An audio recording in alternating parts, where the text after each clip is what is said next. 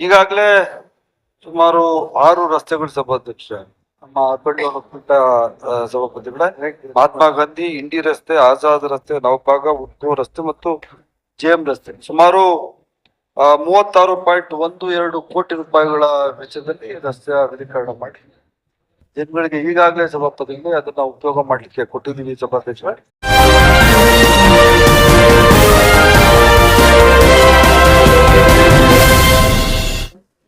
UTV news में स्वागत है आप सभी दर्शकों का। मैं आपके साथ मोहम्मद यूसुफ। आज विजयपुर शहर के डेवलपमेंट के बारे में सदन में उठी बहुत बड़ी आवाज। सदन में बीजेपी पार्टी के एमएलसी केशव प्रसाद ने उठाई बहुत बड़ी आवाज। बीजापुर शहर में कुछ भी डेवलपमेंट न होने का लगाया आरोप। इसी मौके पर इनका जवाब देने के लिए बीडीए मिनिस्टर भैरती सुरेश ने उनका जवाब देते हुए कहा कि हमने बीजापुर सिटी डेवलपमेंट के लिए, तो नगर अभिवृद्धि डेवलपमेंट मिनिस्टर भैरती सुरेश ने इनका जवाब देते हुए कहा कि बीजापुर डिस्ट्रिक्ट में, बीजापुर सिटी में डेवलपमेंट के लिए कांग्रेस सरकार की तरफ से 36 करोड़ से ज्यादा जो है सैंक्शन किया गया है। और उन्होंने रोडों के नाम बताते हुए कहा कि जेएम रोड और आजाद रोड, महात्मा गांधी रोड और नौबाग रोड और रामनगर रोड पर इनके डेवलपमेंट के लिए 36 करोड़ से ज्यादा की रकम जो है बीजापुर सिटी में दी गई है।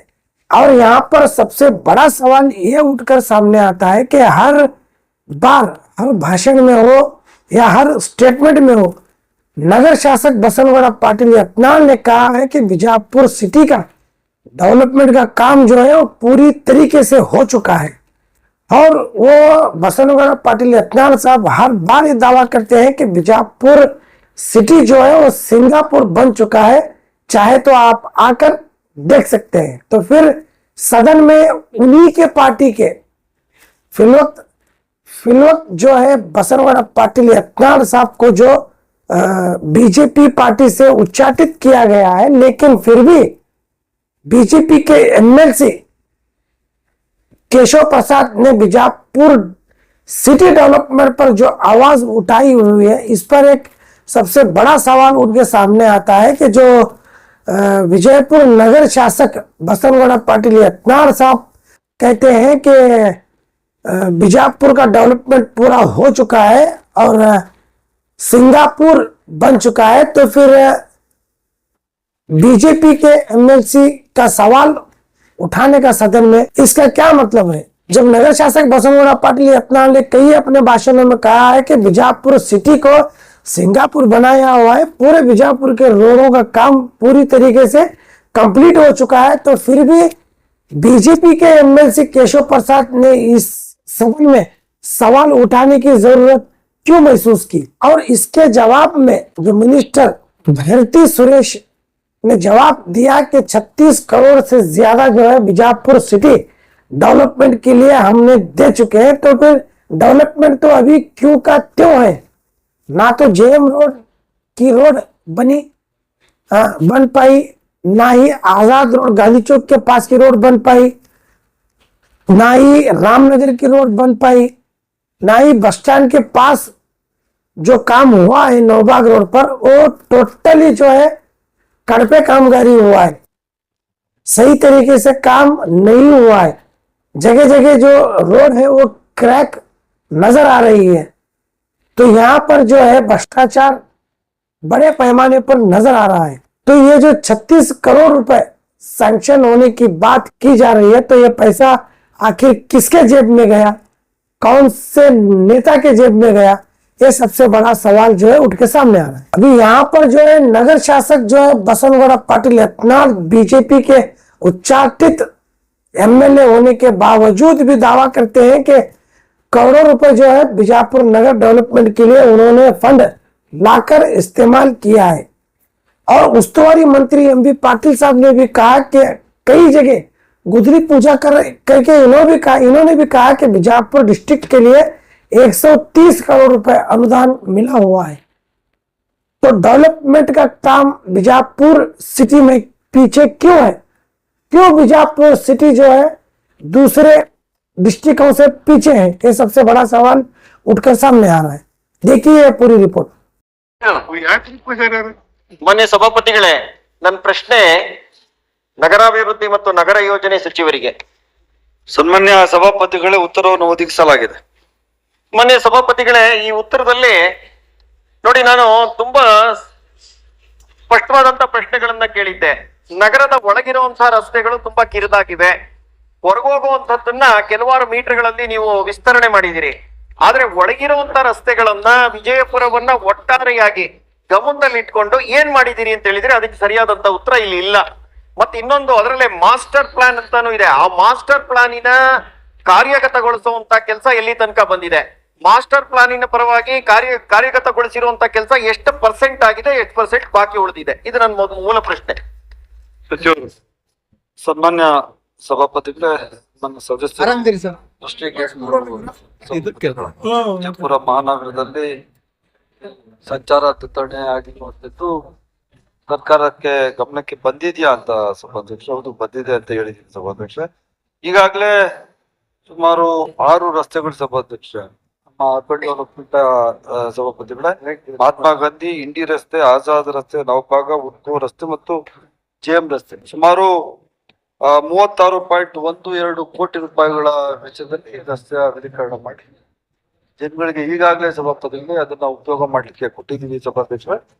ಮತ್ತೆ ಮುಂದೆ ಏನು ಕ್ರಮ ತಗೊಂಡಿದೀವಿ ಅಂತ ಹೇಳಿದ್ದಾರೆ ಸಭಾಪತಿಗಳೇ, ಅದಕ್ಕೂ ಸಹ ಸೋಲಾಪುರ, ರಾಮನಗರ, ಮನ್ಗೂಳಿ ನಗರದ ರಿಂಗ್ ರಸ್ತೆ ಇದಕ್ಕೂ ಸುಮಾರು 49 ಕೋಟಿ ರೂಪಾಯಿಗಳ ವೆಚ್ಚದಲ್ಲಿ PWD ಕಾಮಗಾರಿಗಳನ್ನ ತೆಗೆದುಕೊಂಡು ಸಭಾಪತಿಗಳೇ ಇದನ್ನು ಸಹ ಜನಗಳಿಗೆ ನಾವು ಸಂಚಾರಕ್ಕೆ ಕೊಟ್ಟಿದ್ದೀವಿ ಸಭಾ. ಮತ್ತೆ ಇನ್ನೊಂದು ಕ್ವಶನ್ ಈಗ ಕೇಳಿದ್ರು, ಒಳಗಡೆ ಇರುವಂತ ರಸ್ತೆಗಳನ್ನ ಏನ್ ಮಾಡ್ತಾ ಇದ್ದೀವಿ ಅಂತ ಸಭಾಪತಿಗಳೇ. ಈಗಾಗಲೇ ನಮ್ಮ ಬಿಜಾಪುರ ಪಟ್ಟಣಕ್ಕೆ ಸುಮಾರು 150 ಕೋಟಿ ರೂಪಾಯಿಗಳ ಅನುದಾನ ಕೊಟ್ಟಿದ್ದೀವಿ ಸಭಾಪತಿಗಳು. ರಸ್ತೆಗಳನ್ನ ಕುಸ್ತಿಯಲ್ಲಿ ಇಡ್ಲಿಕ್ಕೆ 150 ಕೋಟಿ ರೂಪಾಯಿಗಳ ಅನುದಾನ ಇನ್ನೊಂದು 15-20 ದಿನದಲ್ಲಿ ಸನ್ಮಾನ್ಯ ಉಸ್ತುವಾರಿ ಸಚಿವರು ಇಲ್ಲೇ ಇದ್ದಾರೆ ಸಭಾಪತಿಗಳೇ. ಆ ಹಣದಲ್ಲಿ ಸಿಟಿ ಒಳಗಡೆ ಆಯ್ತು ಸರ್, ತಾವು ಇದ್ದೀರಿ ಸರ್.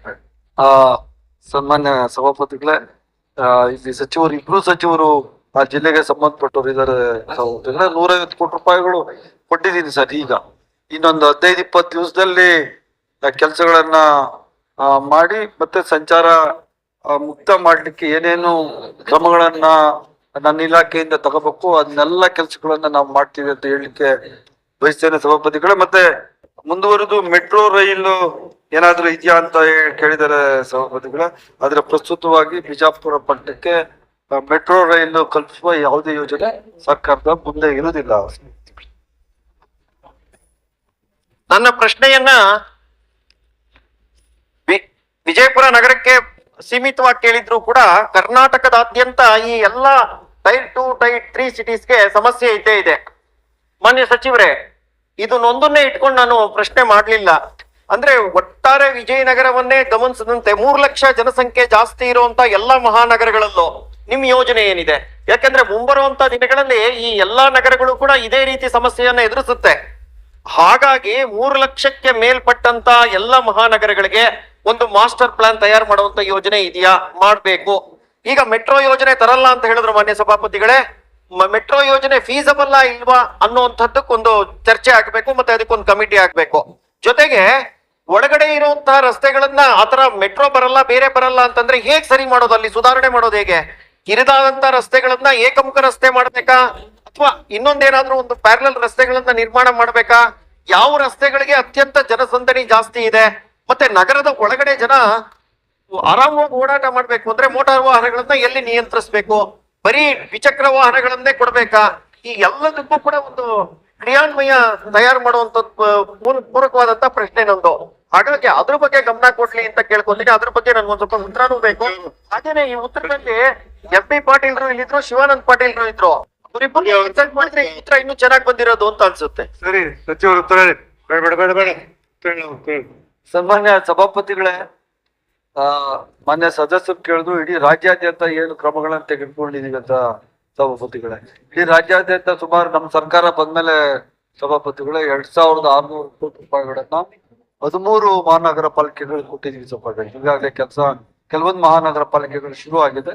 ಇನ್ನು ಬಿಜಾಪುರ ಒಳಗೊಂಡಂತೆ ಇನ್ನು ಹಲವಾರು ನಗರಗಳಲ್ಲಿ ಇನ್ನೊಂದು 1 ತಿಂಗಳಲ್ಲಿ ನಮ್ಮ ಸೆಷನ್ ಆದ ತಕ್ಷಣ ಶುರು ಮಾಡಿ ಸಭಾಪತಿಗಳೇ ಇಡೀ ರಾಜ್ಯದಲ್ಲಿ ಎಲ್ಲೆಲ್ಲಿ ಸಮಸ್ಯೆಗಳು ನಗರಗಳಲ್ಲಿ ಇದಾವೆ ಆ ಎಲ್ಲಾ ನಗರಗಳಲ್ಲಿ ಮ್ಯಾಕ್ಸಿಮಮ್ ಟ್ರಾಫಿಕ್ ಏನು ಜಾಸ್ತಿ ಸಮಸ್ಯೆ ಆಗ್ತಾ ಇದೆ ಸಭಾಧ್ಯಕ್ಷ, ಅದನ್ನ ಪರಿಹಾರ ಮಾಡ್ಲಿಕ್ಕೆ ಪ್ರಾಮಾಣಿಕವಾದ ಪ್ರಯತ್ನವನ್ನ 2600 ಕೋಟಿ ಕೊಟ್ಟಿದೆ ಸಭಾಪತಿಗಳು. ಅದನ್ನ ಖರ್ಚು ಮಾಡಿ ಇಡೀ ರಾಜ್ಯದಲ್ಲಿ ಒಳ್ಳೆಯ ಕೆಲಸಗಳನ್ನ ಮಾಡ್ತೀವಿ ಸಭಾಪತಿಗಳ ಪೂರಕವಾಗಿ ಟ್ರಾಫಿಕ್ ಮ್ಯಾನೇಜ್ಮೆಂಟ್ಗೆ SP ಅವರು ಒಂದು ಇದು ಮಾಡಿ ಕೊಟ್ಟಿದ್ದಾರೆ. ಏನು ಎಲ್ಲ ಮಂತ್ರಿಗಳು ಹೇಳ್ತಾ ಇದ್ದೀನಿ, ಟ್ರಾಫಿಕ್ ಕಾಂಪೋನೆಂಟ್ ನ SP ಅವರು ಸ್ಪೆಷಲೈಸ್ಡ್ ಆಗಿ ಮಾಡ್ಕೊಡ್ತಾರೆ. ಮೊನ್ನೆ ಬೆಂಗಳೂರು ಡೆವಲಪ್ ಬಿಜಾಪುರ ಡೆವಲಪ್ ಮಾಡಿದಾಗೂ ಕೂಡ ಇದು ಮಾಡಿದೀವಿ. That is part of this one.